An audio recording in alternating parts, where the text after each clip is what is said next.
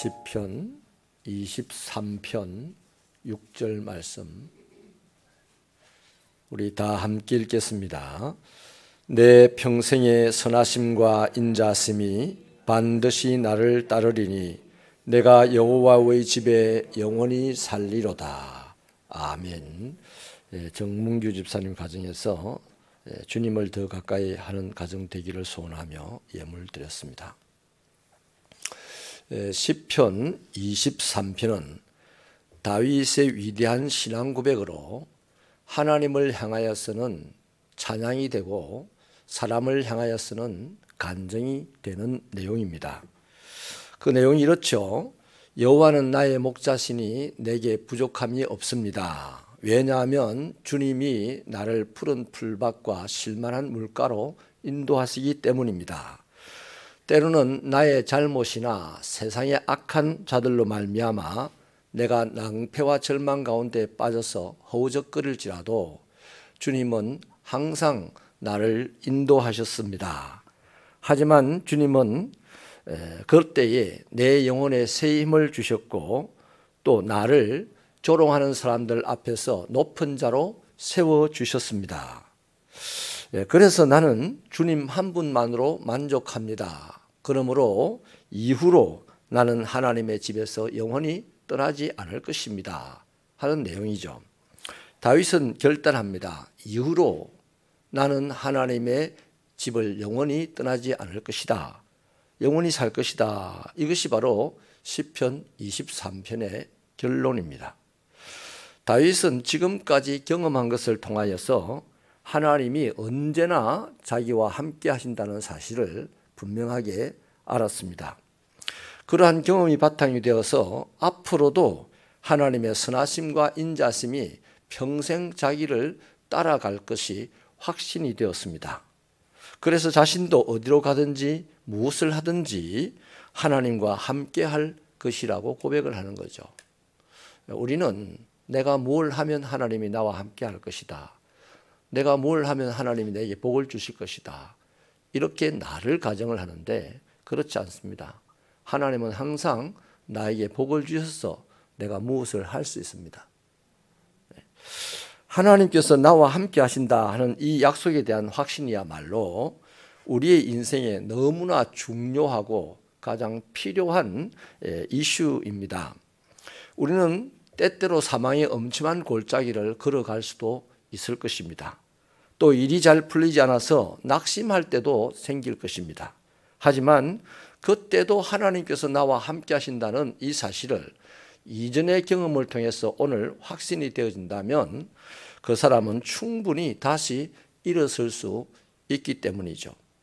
성경에는 이런 약속들이 엄청나게 많습니다. 특히 두려움에 빠져 있는 사람들에게는 다 한결같이 이 약속의 말씀을 주고 있죠. 에서를 피해서 도망가던 야곱에게 하나님은 약속을 하셨습니다. 모세를 애굽의 바로에게 보낼 때도 이 약속을 하셨습니다. 가나안 정복을 앞두고 있는 여호수아에게도 이 약속을 했습니다. 기드온을 사사로 세울 때도 이 약속을 했습니다. 그 사람이 출신이 어떻든지 오늘 살아가는 방식이 어떻든지 상관없이 두려움에 빠져 있는 모든 하나님의 사람들은 내가 너와 함께 할 것이다 하는 이 약속의 말씀을 들었습니다. 심지어는 우리 예수님께서도 부활 승천하시면서 남겨진 제자들에게 하신 약속이 바로 이 말씀입니다. 내가 세상 끝날까지 항상 너희와 함께 있을 것이다. 이 약속을 믿느냐가 문제죠. 믿는 척하는 것이 아니고 믿는 것이 중요한 겁니다.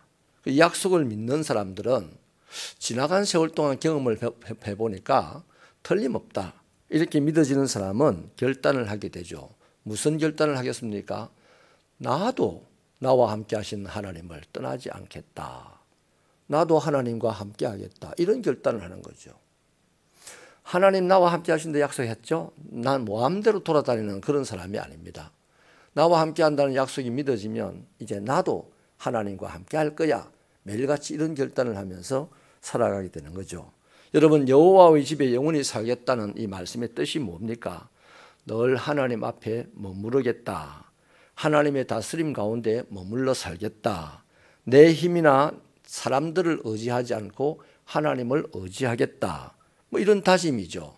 상황보다는 하나님의 말씀에 순종하며 살 것이야 하는 결단입니다. 이게 하나님의 집을 떠나지 않겠다, 또 하나님과 함께 하겠다 하는 사람의 결단이죠. 사랑하는 여러분, 우리는 하나님과 함께 하겠다 하는 생각을 잘 안 하고 하나님이 나와 함께 해주기를 바라죠. 또 하나님이 나와 함께 한다는 사실을 알고 나도 하나님과 함께 하겠다 결단을 하지만 함께 한다는 말로서 끝내는 경우가 많습니다. 하나님과 함께 한다는 것은 하나님을 의지하는 겁니다. 하나님의 다스림을 받는 겁니다. 상황보다 말씀에 순종하는 것입니다. 그 사람은 함께 한다는 말을 안 해도 하나님이 너는 나와 함께 하는구나 이렇게 판단을 하겠죠. 여러분, 우리는 분명히 알고 살아야 합니다. 하나님께서 우리를 먼저 사랑하셨습니다. 우리가 연약할 때, 아직 죄인 되었을 때 하나님은 독생자 예수님을 십자가에 내어주셔서 죽게 하시고 우리를 살려내고 자녀 삼아 주셨습니다. 우리가 깨닫지 못하여서 자주 엇길로 간다 할지라도 하나님은 우리를 싫다고 버리지 않았습니다. 심지어 사도 바울은 이런 하나님에 대하여서 하나님은 창세전에 우리를 이미 선택하셨다 이렇게 말씀합니다. 그렇게 우리와 함께 하시는 하나님의 사랑을 깊이 깨닫게 되면 또 우리 삶을 돌아보면서 하나님이 내게 은혜 주신 것을 기억해 보면 우리도 다윗처럼 딱 이 고백을 할 거예요. 나도 다윗처럼 하나님의 집에서 영원히 살 거예요.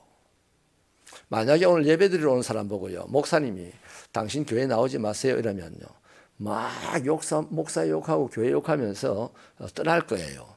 천국도 안 갈 자신 있게 떠날 거예요. 그런데 하나님이 나와 함께 한다는 사실을 알고 나도 하나님과 함께 살겠다 고백하는 사람은 누가 교회 오지 말란다고 해서 안 옵니까? 그건 아니잖아요. 하나님 때문이에요. 여러분, 이러한 고백과 결단으로 하나님으로부터 오는 생명과 활력을 얻어서 살아가십시오. 그러면 우리는 삶의 자리에서 어떠한 환난과 마주친다 할지라도 그 환난 가운데서 견뎌내고 마침내 이겨낼 것입니다. 그리고 한번 주어진 내 그리스도인의 인생을 세상에서 승리자라고 하는 칭호를 얻으며 살아가게 될 줄 믿습니다. 이런 축복이 있는 신앙생활 되기를 축원합니다. 하나님 감사합니다. 순례의 길 22번째 날 아침 모임을 주의 말씀을 통하여 예수님께 가까이 가고자 모인 우리들을 아버지 하나님 용납하시고 생명의 말씀으로 우리를 옷 입혀 주시니 감사합니다. 하나님, 우리가 하나님을 믿는 방식이 이제 달라지게 하여 주옵소서. 사람 보기에 좋은 하나님을 믿는 사람이 되지 말게 하여 주시고 사람에게 인기를 얻기 위한 믿음의 삶이 되지 말게 하여 주시고 하나님이 기뻐하시는 믿음의 삶이 되게 하여 주옵소서. 하나님께서 나를 도와주신 것, 하나님의 은혜를 돌아보고 예수의 십자가를 바라보면 내 입으로 할 수 있는 말은 하나님 나에게 이것을 주십시오가 아니라 하나님 무엇이 필요합니까? 내가 하나님을 떠나지 않겠습니다. 하나님 말씀에 순종하며 살겠습니다. 이 부족한 몸이라도 받아 주시옵소서. 이렇게 살아가 세상을 아버지 나라로 만드는 자가 될 줄 믿습니다. 우리 가정을, 심지어 주부들이 설거지하는 현장도 하나님의 나라가 될 것이며 선교의 현장은 당연히 하나님의 나라가 되지 않겠습니까? 그러나 우리의 신앙이 내 중심의 신앙이 되다 보니 참으로 우리 가정도 선교의 현장도 하나님의 나라는 고사하고 세상을 시끄럽게 만드는 일들만 자꾸 발생합니다. 주님, 이 순례의 길 40을 통하여 우리의 신앙생활이 일대적인 개혁이 일어나게 하여 주시고 바른 신앙이 되게 하여 주옵소서. 우리 정집사님 가정에 하나님의 평강이 때마다 일마다 넘치기를 소원하옵고 예수님 이름으로 기도하옵나이다. 아멘.